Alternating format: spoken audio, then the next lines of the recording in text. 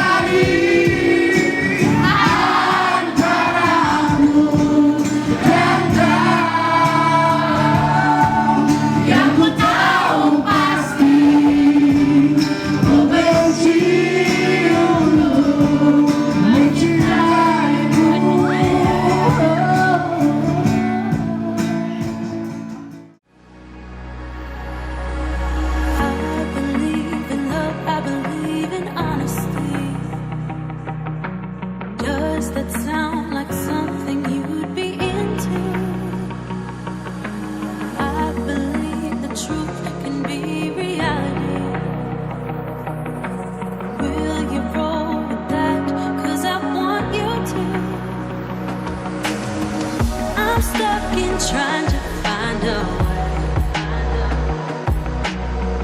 to make it easier to say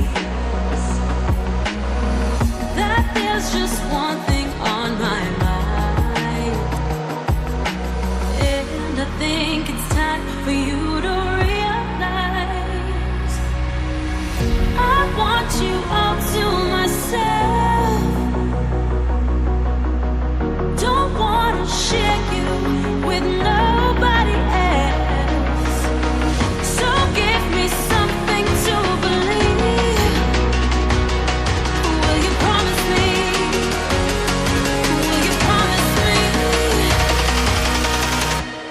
Bismillahirrahmanirrahim. Assalamualaikum warahmatullahi wabarakatuh. Selamat pagi, salam sejahtera untuk kita semua. Yang kami hormati Bapak Polda selaku Humas dari Universitas Brawijaya, dan juga Pak Sony, dan juga bapak-bapak, ibu-ibu. Pertama-tama marilah kita panjatkan puji dan syukur kehadirat Allah Subhanahu wa Ta'ala, karena pada pagi hari ini kita masih diberikan begitu banyak nikmat. Maksud dan tujuan kami sebenarnya pengennya mah Pak ke kampusnya langsung gitu ya Pak, kemana, ke fakultas-fakultas yang memang nanti sebagai motivasi dari anak-anak kami gitu ya Pak, untuk ya mudah-mudahan lah nanti insya Allah nanti pas ini kelas 11 Pak ya, ini kelas 11, jadi mudah-mudahan di kelas 12 sudah punya rencana. Dan salah satunya adalah ke Universitas Brawijaya, itu tujuannya. Dan mudah-mudahan semuanya ini kami 200 siswa ini mudah-mudahan adalah 100 mah yang nyangkut ke Universitas Brawijaya gitu loh Pak, gak usah muluk-muluk lah gitu ya, berbeda fakultas pun gak masalah gitu ya Pak. Jadi itu tujuan kami datang ke Malang ini, ke Universitas Brawijaya ini. Mudah-mudahan Bapak nanti bisa menjelaskan prosesnya seperti apa.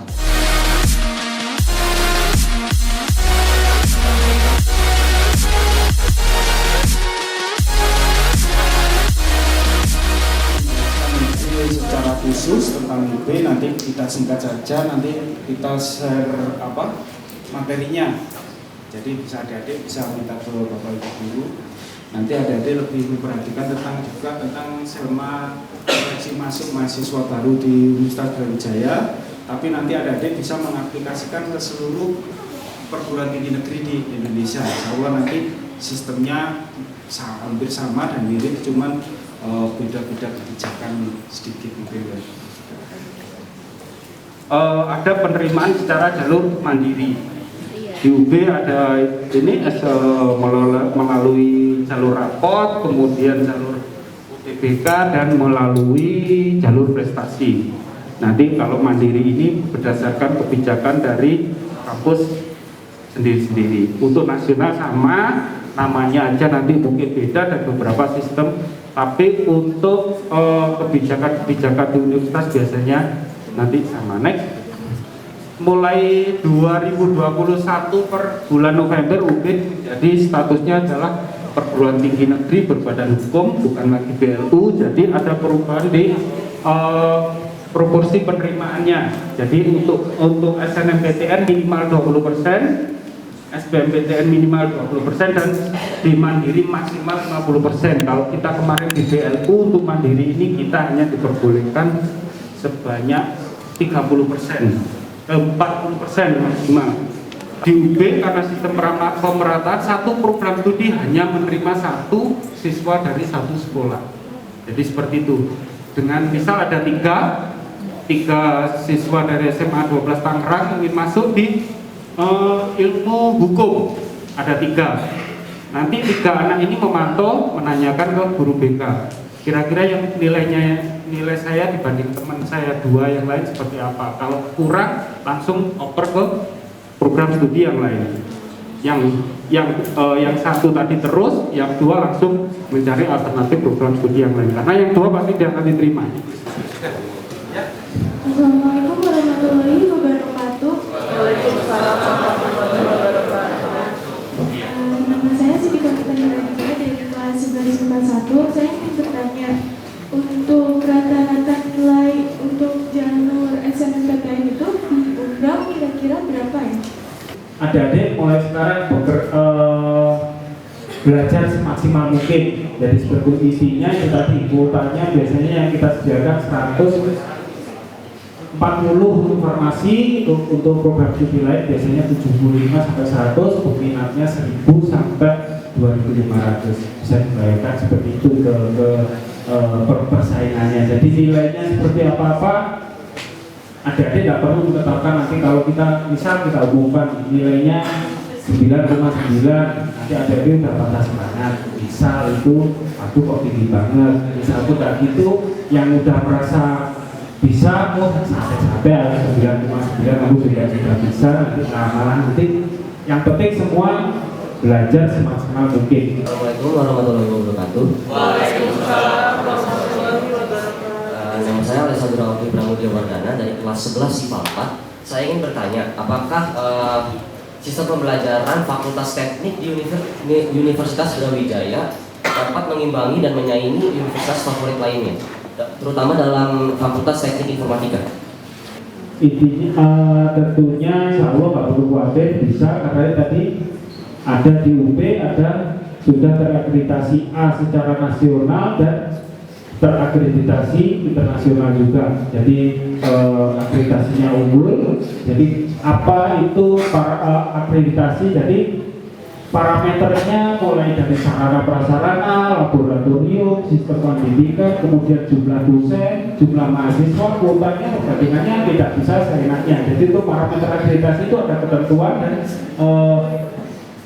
dan syarat-syarat yang diberikan oleh Kemendikbud. Seperti yang Bapak bilang tadi, UB ini mengajarkan mahasiswa untuk membuka nggak hanya kuliah untuk mencari pekerjaan gitu. Padahal banyak mahasiswa ini ngincar universitas yang bagus agar bisa kerja gitu. Gimana sih cara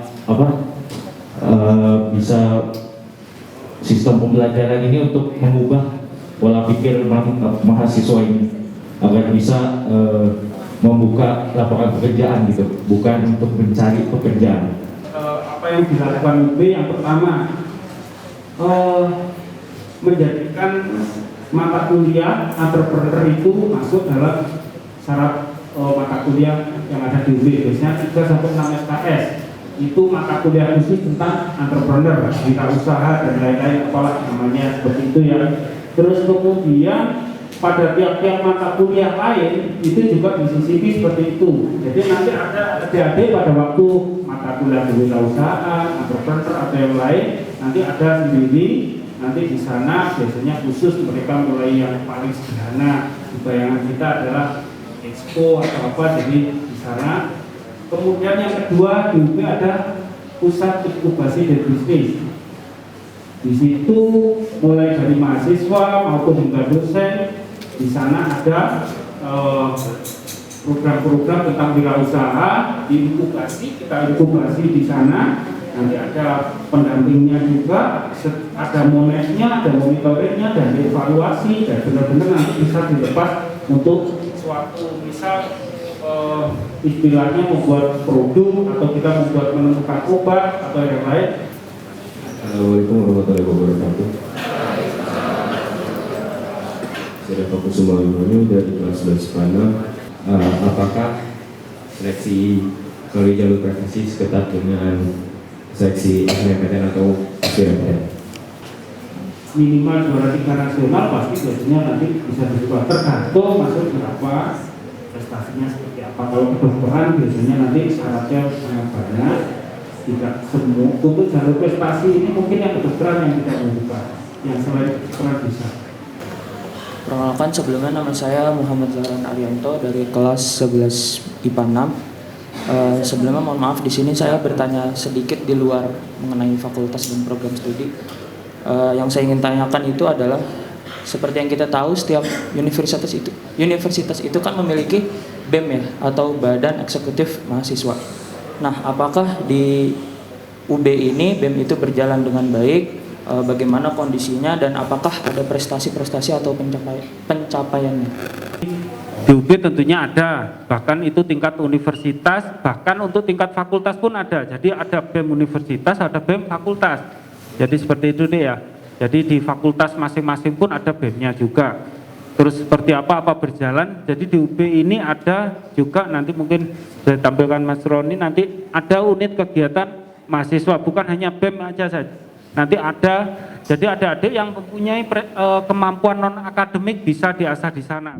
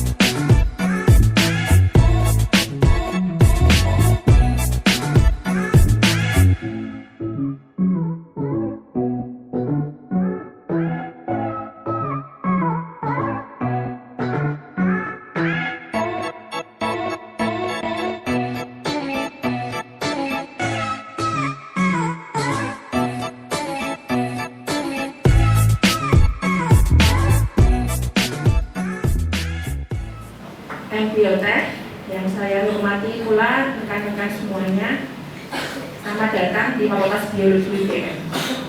Untuk acara yang pertama, saya bacakan terlebih dahulu susunan acara pada pagi hari ini. Selamat datang di Auditorium Fakultas Biologi UGM.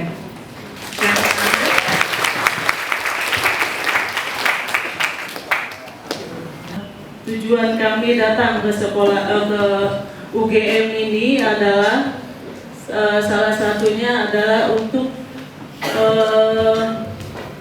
memperlihatkan kepada siswa-siswa kami bahwa perguruan tinggi negeri salah satunya adalah UGM, yang mungkin kebanyakan mereka ingin sekali masuk ke kuliah di UGM ini.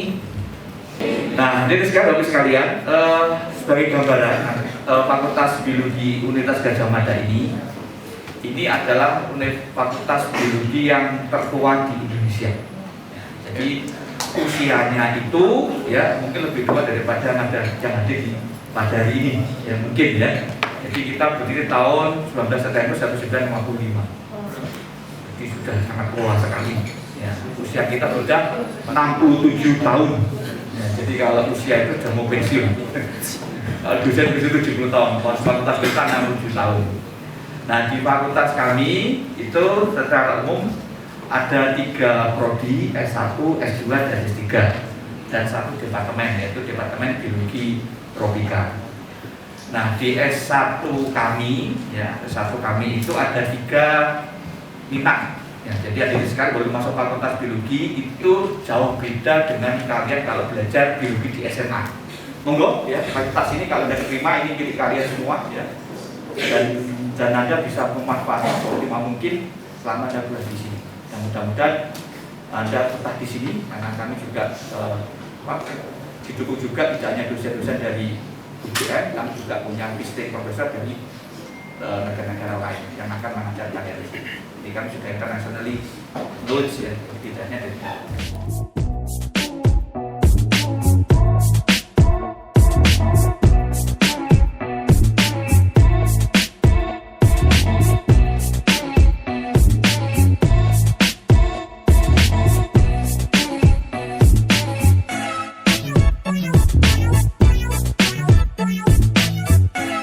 Alhamdulillah fakultas di UGM, biologi UGM itu menempati peringkat ke-1.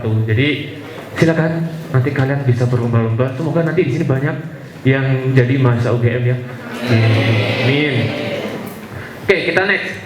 Di UGM itu ada sekitar 18 fakultas, 2 sekolah, sekolah vokasi sama sekolah pasca sarjana. Terus program studinya ada 278. Banyak sekali ya. Saya nggak hafal. Kalau hafal pun saya sebutkan waktunya habis. Dan di sini nanti ada double degree. Jadi yang tadi disampaikan Wakil Dekan Pak Eko. Jadi kalau kalian mau lanjut, bosen nih kuliah di Jogja aja. Kalian pengen ke Australia, Jepang itu bisa. Jadi 2 tahun di Indonesia, nanti terus kemudian 2 tahun ke luar negeri. Itu bisa. Nah, saya izin sih Bu ya. Ya, jadi. Nah ini contohnya. Jadi kalau kalian nanti kuliah double degree, kalau gelarnya kan SSI ya. Tapi kalau kalian double degree, nanti kalian dapat BSc bonus. Kalian kan akan double. Misalnya nama mbaknya siapa? Namanya? Hah? Sofi. Lengkapnya? Deris. Deris ya? Diedis. Sofi Diedis, SSI, BSc dalam waktu 4 tahun. Jadi nanti kalian akan dapat gelar double. Nah itu bisa dilakukan di sini. Jadi kita ada hutan biologi di belakang sini. Nanti kita akan masuk, terus saya tinggal. Dan saya kalian masuk, terus nanti lihat-lihat aja sekilas. Jadi di situ lumayan banyak. Ya, jadi kita punya taman kupu, tapi sayangnya kita nggak bisa ke sana. Jadi Desember ya. Kalau mau kesini lagi Desember. Terus kita punya pantai. Jadi kalau kalian melakukan penelitian, kita punya pantai sendiri ya. Ini biomarket, jadi semacam minimarket di fakultas. Nanti kalian bisa, kita nanti ke sana. Hanya teknologi atau biologi saja. Deva.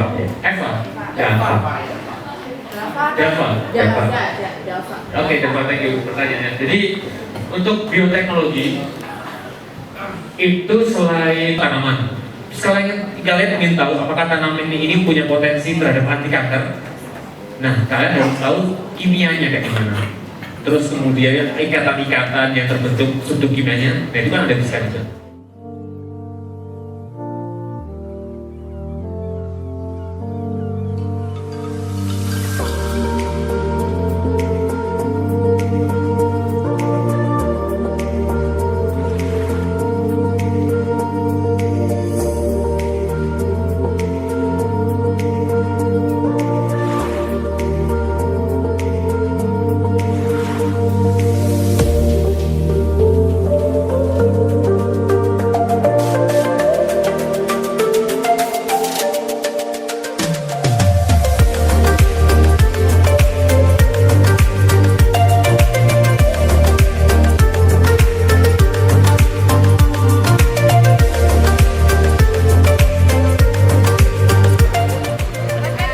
SMA Negeri 12 Tangsel.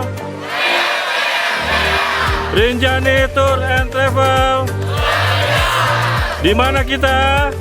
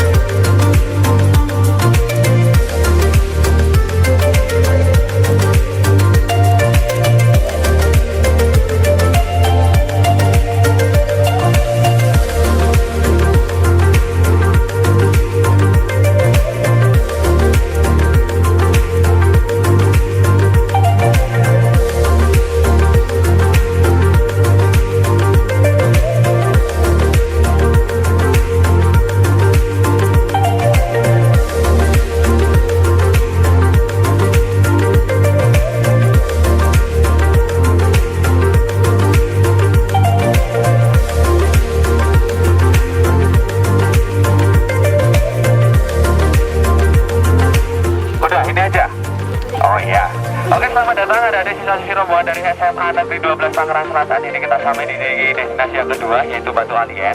Jadi itu yang dinamakan Batu Alien itu adalah batu besar yang berada di depan kita ini ya. Kenapa dinamakan Batu Alien? Itu dari istilah kata alihan. Tahu alihan?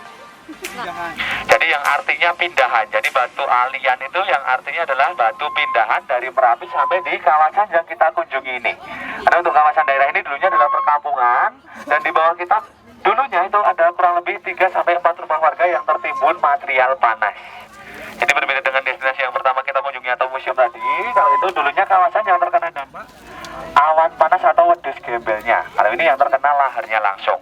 Dan ada keunikan tersendiri dari batu ini. Oke, ya agak mundur dan menghadap ke arah batu. Jadi yang ditunjuk itu adalah bentuk tonjolan telinga. Itu telinga, itu mata kanan, lekuk kecil mata kiri, segitiga hidung, garis bawah ini mulut. Jadi batu ini asli gak dibahat, gak diukir, menyerupai bentuk wajah. Jakarta, SMA Negeri 12 Tangerang Selatan, Rinjani Tour